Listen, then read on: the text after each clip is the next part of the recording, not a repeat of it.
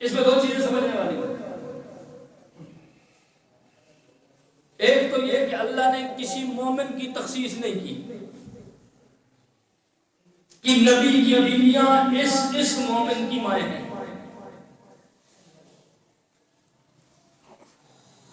یعنی صحابہ کرام کا تذکرہ کر دیا جاتا کہ مومنین کے گروہ میں جو صحابہ ہیں ازواج مطہرات ان کی مائیں ہیں، یا جو تابعین ہیں ان کی مائیں ہیں، یا جو تبع تابعین ہیں ان کی مائیں ہیں، یا جو بعد میں آنے والے ہیں ان کی مائیں ہیں۔ کسی ایک گروہ کی تخصیص نہیں کی گئی، کسی ایک مومن کا تذکرہ نہیں کیا گیا۔ فرمایا النبی اولیٰ بالمؤمنین من انفسہم وازواجہ امہاتہم، کہ نبی کی جو بیویاں ہیں وہ مومنوں کی مائیں ہیں۔ تو اگر کسی ایک گروہ کا تذکرہ کر دیا جاتا تو پھر ادب اسی کے لیے لازم ہوتا کہ جس کا تذکرہ کیا جاتا۔ اللہ نے مطلق لفظ مومن ذکر کر کے فرما دیا کہ ابو بکر صدیق سے لے کر آخری کلمہ پڑھنے والے مسلمان تک جو دل سے کلمہ پڑھے گا، دور جو بھی ہو، حالات جو بھی ہو، معاملات جیسے بھی ہو، اور وہ کسی دور کے اندر آنے والا مومن ہو، قاعدہ اسی کے لیے یہی ہے کہ النبی اولیٰ بالمؤمنین، کہ نبی اس کی جان سے زیادہ اس کے قریب ہے، وازواجہ امہاتہم، اور ہر دور میں آنے والے مومن کے لیے نبی کی ہر زوجہ ماں کی حیثیت رکھتی ہے۔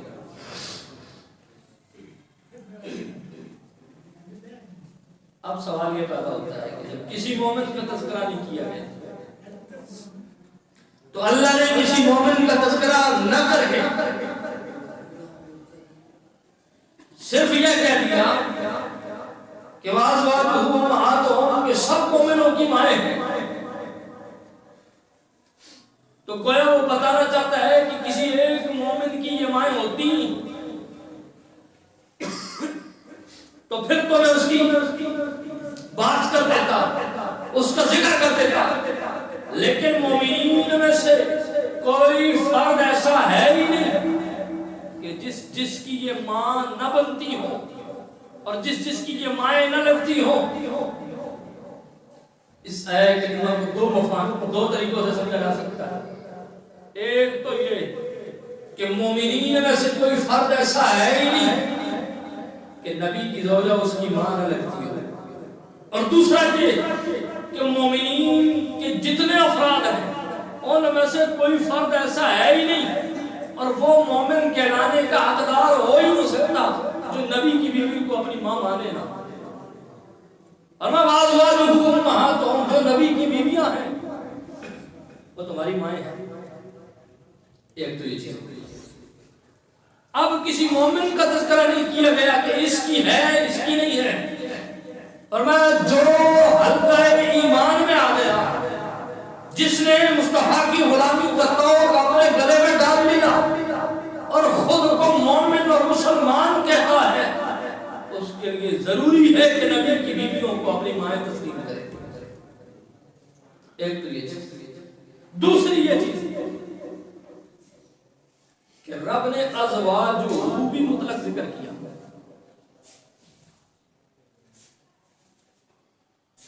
حضرت خدیجہ کا تذکرہ نہیں کیا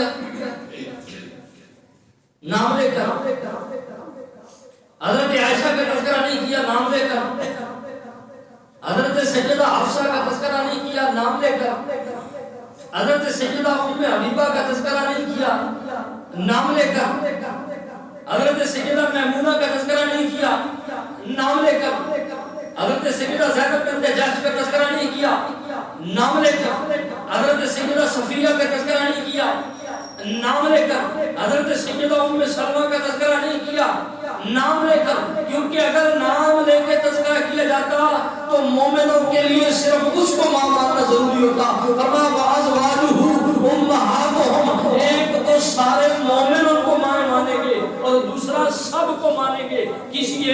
مان کر کسی ایک کو چھوڑ کر گزارا نہیں ہو سکتا.